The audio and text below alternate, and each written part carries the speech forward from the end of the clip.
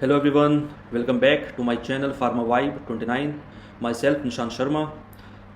तो आज हम इस वीडियो में जानेंगे वो 25 इंटरव्यू क्वेश्चंस जो किसी भी फार्मा कंपनी के अंदर पूछे जाते हैं किसी भी फ्रेशर से.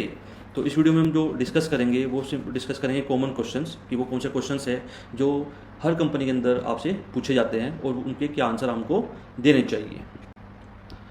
ठीक है. तो जो आपका जितना भी आपका इंटरव्यू होता है, फ्रेशर्स का इंटरव्यू होता है, उसमें मेजरली जो फोकस होता है वो फोकस होता है आपका फंडामेंटल नॉलेज के ऊपर, आपका attitude and understanding of pharma industry. अगर मैं बात करूं फंडामेंटल्स की, तो आपने फार्मा बैकग्राउंड से अगर आपने बैचलर्स किया है या डिप्लोमा किया है तो आपके कितने कॉन्सेप्ट क्लियर है वो नॉलेज चेक होती है. लेकिन जो मेजरली जो पूरे तीनों चीज़ों में सबसे इंपॉर्टेंट है वो आपका एटीट्यूड है कि आपका एटीट्यूड किसी प्रॉब्लम को लेके कैसा है, वो बेसिकली आपको चेक होता है. और थर्ड जो होता है कि आपकी अंडरस्टैंडिंग फार्मा इंडस्ट्री के बारे में कैसी है, आप क्या समझते हो फार्मा इंडस्ट्री के बारे में, आपको क्या क्या नॉलेज है फार्मा इंडस्ट्री के बारे में. तो जो कॉमन एरिया होते हैं जो आप इंटरव्यू के दौरान जो कॉमन एरिया होते हैं वो क्या होते हैं, आपका एचआर क्वेश्चंस होता है, क्यूए एंड क्यूसी मतलब quality assurance and quality control, production, GMP, validation and regulatory knowledge. उसके बाद होता है आपका confidence and clarity matters as much as technical knowledge. मतलब कि आपको जो नॉलेज है वो कितना क्लियर है, आपको कॉन्सेप्ट कितने क्लियर है, वो सब आपका चेक होता है. और दूसरा कॉन्फिडेंस एक वो चीज़ है कि जो अगर आपके पास है तो आप कोई भी इंटरव्यू इजीली क्रैक कर सकते हो. और कॉन्फिडेंस आता कैसे है, वो आता है आपकी नॉलेज से. तो अगर आपको नॉलेज है तो आपका ऑटोमेटिकली कॉन्फिडेंस बढ़ जाएगा. अब हम बात करेंगे general HR questions and their answers. तो सबसे पहले जो इंटरव्यू में आपसे सवाल पूछा जाता है वो पूछा जाता है टेल मी अबाउट योरसेल्फ. तो जब आपसे पूछा जाता है टेल मी अबाउट योरसेल्फ तो आप क्या सोचते हो कि बस अपना नाम, अपना पैलेस, डेट ऑफ बर्थ इतना बता के आप चुप हो जाते हो. नहीं, आपको जब आपसे पूछा जाए टेल मी अबाउट योरसेल्फ तो आपको सबसे पहले आप बताओ अपना नाम, आप कहाँ से हो. दूसरा उसके बाद आपका बैकग्राउंड क्या है कि आपने कौन सी एजुकेशन या क्वालिफिकेशन कंप्लीट की हुई है. उसके बाद आपकी स्ट्रेंथ क्या है. वीकनेस की हम कभी बात नहीं करेंगे अपने इंटरव्यू के आंसर के दौरान. हम हमेशा अपनी स्ट्रेंथ बताएंगे कि हमारी स्ट्रेंथ ये है, हमारी स्ट्रेंथ ये है. उसके बाद आपका इंटरेस्ट इन फार्मा फील्ड कि आपका इंटरेस्ट फार्मा फील्ड में क्यों है, वो भी आप उसमें एड ऑन कर सकते हो जो कि एक पॉजिटिव इम्पैक्ट डालता है एचआर के ऊपर. उसके बाद है जो दूसरा सवाल आपसे पूछा जाएगा वो पूछा जाएगा why did you choose pharmacy. अब आप इसमें क्या बताओ कि मेरा पैशन था, मुझे पसंद है फार्मेसी इसलिए मैंने फार्मेसी चूज किया. नहीं, आपको बताना है कि एक रीज़न देना है कि मैंने फार्मा इंडस्ट्री या फार्मा फील्ड क्यों चूज़ किया है. तो आप इस मोटिव क्या है इसके पीछे का. तो मोटिव क्या है कि आप बताओगे कि जितना अभी दुनिया में इतनी बीमारी बढ़ रही है हम उसको कैसे कम कर सकते हैं. मुझे बस ये था कि मैं कैसे उसमें एड ऑन कर सकता हूँ जिससे हम जो डिजीज़ बढ़ रही है इंडिया के अंदर या वर्ल्ड के अंदर हम उसको कैसे कम कर सकते हैं. उसके बाद अब थर्ड क्वेश्चन आता है what do you know about our company. तो आपसे पूछेगा, सपोज आप सिप्ला के अंदर बैठे हो या एबट के अंदर बैठे हो तो आपसे पूछेगा आपने एबट ही क्यों चुनी है, आपने अदर कंपनी क्यों नहीं चुनी. तो आप क्या बताओगे. सबसे पहले इस क्वेश्चन का आंसर देने के लिए सबसे पहले आपको जिस कंपनी का भी आप इंटरव्यू देने जा रहे हो उस कंपनी के बारे में पूरा नॉलेज रखनी है आपको.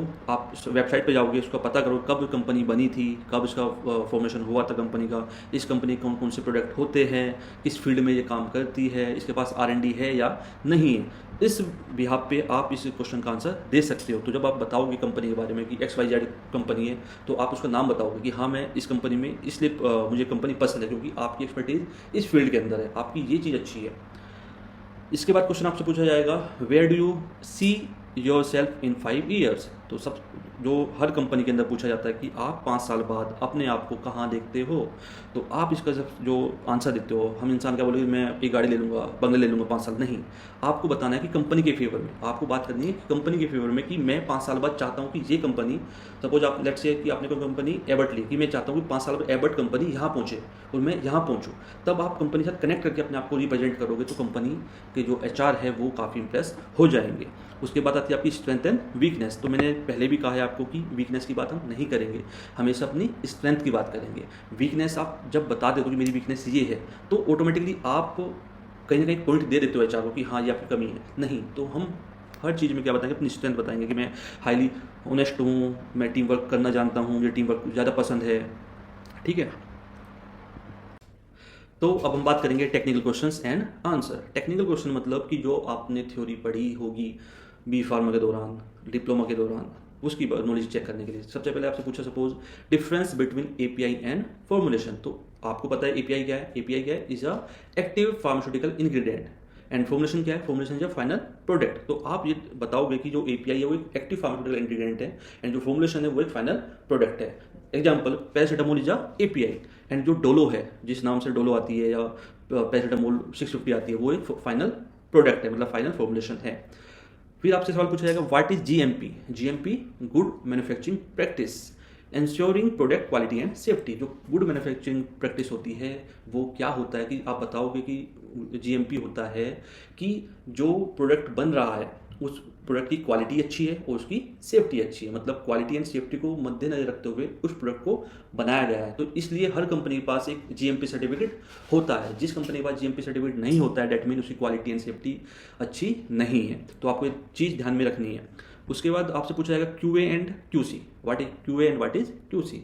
QA is a quality assurance and QC मतलब क्वालिटी कंट्रोल। तो क्वालिटी एश्योरेंस जो होता है वो क्या करता है, वो होता है आपका जो एरर्स होते हैं प्रोडक्ट बनाने के दौरान उसको एश्योर करता है कि हाँ ये जो प्रोसेस हम यूज कर रहे हैं ये करेक्ट है, ये अच्छी है। एंड क्वालिटी कंट्रोल मतलब कि जो आपने एरर डिटेक्ट किया है उसको नलीफाई करना। कि अगर सपोज मुझे पता है कि अगर मैं अपना एपीआई को ओपन एरिया में रखूँ तो वो मॉइस्चर एब्जॉर्ब कर सकती है, तो हम उसको कहाँ रखेंगे, एक एयर टाइट कंटेनर के अंदर रखेंगे। ठीक है। उसके बाद आता है वैलिडेशन।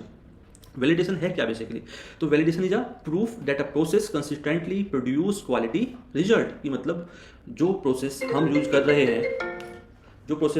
हैं वो जो प्रोडक्ट आ रहा है वो अच्छा आ रहा है।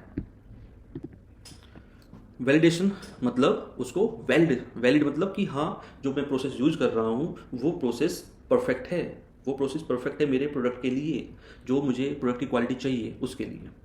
फिर आपसे पूछा जाएगा SOP standard operating procedure. SOP मतलब standard operating procedure. Guide is SOP standard operating procedure मतलब कि वो आपको एक बताता है कि आप जो फॉर्मुलेशन बना रहे हो वो किस इक्विपमेंट के साथ आप काम कर रहे हो उसको कैसे ऑपरेट करना है, वो क्या स्टैंडर्ड मैच होने चाहिए, वो आप इसके अंदर जानते हो या बताते हो। तो अब हम बात करेंगे QA and QC interview questions के बारे में। तो क्यूए मतलब क्वालिटी एश्योरेंट एंड क्वालिटी कंट्रोल। कि आप कैसे एश्योर करोगे ये क्वालिटी का प्रोडक्ट जो बन रहा है वो अच्छा बन रहा है। तो सबसे पहले होता है आपका कैलिब्रेशन मतलब इंश्योर इंस्ट्रूमेंट एक्यूरेसी। की जो आप इंस्ट्रूमेंट यूज़ कर रहे हो वो कितना एक्यूरेट है। एग्जाम्पल में पीएच मीटर हो गया, बैलेंस या वेइंग मशीन हो गया। दूसरा था कॉमन इंस्ट्रूमेंट कि वो कौन से इंस्ट्रूमेंट्स होते हैं जो आप किसी भी मैन्युफैक्चरिंग कंपनी के अंदर यूज करते हो, जैसे HPLC, UV एंड FTIR। उसके बाद आता है आपका GLP गुड लेबोरेटरी प्रैक्टिस। की आप इसमें इंश्योर करते हो कि जो आप काम कर रहे हो लैब के अंदर, जो आप स्टेप्स फॉलो कर रहे हो वो कितना आप अच्छे से कर रहे हो, कितने अच्छे तरीके से कर रहे हो, मतलब क्वालिटी वाइज कर रहे हो। उसके बाद आता है आपका BMR एंड BPR। BMR है आपका batch manufacturing record and BPR है आपका बैच पैकेजिंग रिकॉर्ड। कि मतलब जो आप मैन्युफैक्चरिंग कर रहे हो, सपोज आपने 100 टैबलेट बनाई हैं तो उसका रिकॉर्ड कि आपने इतनी टैबलेट बनाई है। उसके बाद पैकेजिंग रिकॉर्ड कि आपने कितने डब्बे के अंदर कितने टैबलेट्स पैक की है। तो आपका एक मैन्युफैक्चरिंग रिकॉर्ड कितनी आपने बनाई थी फॉर्मुलेशन, एंड पैकेजिंग मतलब कितने टैबलेट एक बॉक्स के अंदर आपने रखी है, वो आपके पास रिकॉर्ड मैंडेटरी होता है रखना। उसके बाद आता है डिविएशन मतलब documented explanation for any process variation. कि आपने ये प्रोसेस यूज किया है, क्यों किया है, तो उसका एक एक्सप्लेनेशन लिखा होता है, डॉक्यूमेंट होता है कि आपने ये प्रोसेस क्यों यूज किया है, ये प्रोसेस आपने क्यों यूज किया है। अब हम बात करेंगे मैन्युफैक्चरिंग एंड प्रोडक्शन क्वेश्चंस की, वो क्वेश्चंस जो आपके मैन्युफैक्चरिंग एंड प्रोडक्शन की नॉलेज चेक करी जाती है जिनके थ्रू। तो वो आपसे पूछेंगे स्टेजेस इन टैबलेट मैन्युफैक्चरिंग। कि जब आप एक टैबलेट बनाते हो उसके अंदर कौन कौन से स्टेप्स इन्वॉल्व होते हैं। तो स्टेप्स कौन कौन से आपके mixing, granulation, drawing, compression, coating and packaging. बस ये हमें चीज़ ध्यान रखनी है कि पैकेजिंग हमेशा लास्ट में होती है। अब उस बीच में आपसे पूछा व्हाट इज ग्रेनुलेशन। तो ग्रेनुलेशन क्या है, convert powder into free flowing granules for uniform tablet. की जो टैबलेट आप बना रहे हो वो यूनिफॉर्म बने, उसके पार्टिकल यूनिफॉर्म हो, इसलिए हम पाउडर को कन्वर्ट करते हैं पहले ग्रेन्यूल्स के अंदर। अब आता है कंप्रेशन। तो कंप्रेशन होता क्या है कि जो हमने ग्रेन्यूल्स बनाए थे पाउडर से, उसको हम कंप्रेस करेंगे with the help of punch and die, मतलब बेसिकली पंचिंग मशीन के यूज से हम इसको कंप्रेस करेंगे और ग्रेन्यूल्स को कन्वर्ट कर देंगे टैबलेट के अंदर। अब जो टैबलेट की क्वालिटी है वो जो हम चेक करते हैं उसके लिए होता है आपका डिसोल्यूशन टेस्ट, मतलब उसमें हम चेक करते हैं कि जो टैबलेट आपने बनाई है उसका रिलीज रेट क्या है। अगर आपने ये टैबलेट को ज़्यादा हार्ड कंप्रेस कर दिया तो उसका जो रिलीज रेट होगा ड्रग का वो स्लो हो जाएगा। तो हमें ना ज़्यादा सॉफ्ट रखनी है टैबलेट को, ना ज़्यादा हार्ड रखनी है। तो इस जो टैबलेट की क्वालिटी होती है, मतलब कितनी हार्डनेस होती है, वो हम चेक करके ही टैबलेट को बनाते हैं। उसके बाद आता है आपका डॉक्यूमेंटेशन। अब डॉक्यूमेंट की हम बात करते हैं, if not documented it's not done. मतलब कि अगर आपके पास किसी भी ड्रग बनाने का कोई डॉक्यूमेंटेशन नहीं है, आप चाहे कितनी टैबलेट बना लो, आप चाहे कितनी फॉर्मुलेशन बना लो, वो नहीं मानी जाएगी। तो इसलिए गुड मैन्युफैक्चरिंग प्रैक्टिस के लिए हमें डॉक्यूमेंटेशन रिक्वायरमेंट होती है।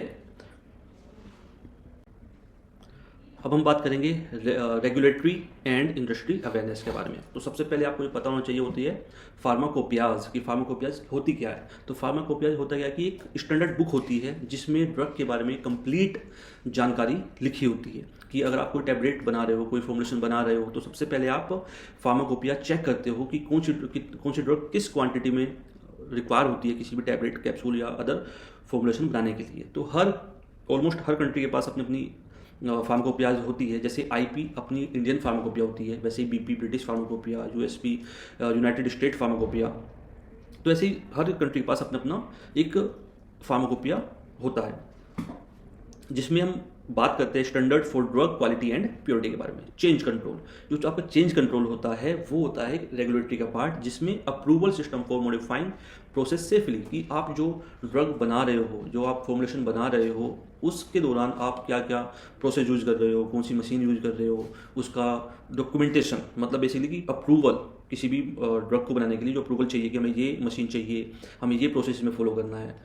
ठीक है। उसके बाद आपका WHO GMP, मतलब WHO का सबको पता है वर्ल्ड हेल्थ ऑर्गेनाइजेशन, तो global manufacturing quality, GMP global manufacturing quality benchmark. की WHO GMP जो होता है कि जो ग्लोबली एक्सेप्टेड होता है कि हाँ ये प्रोसेस, ये स्टैंडर्ड हमें मैच करना है अपनी फॉर्मुलेशन के लिए, वो होता है आपका WHO GMP जो ग्लोबली एक्सेप्टेबल होता है।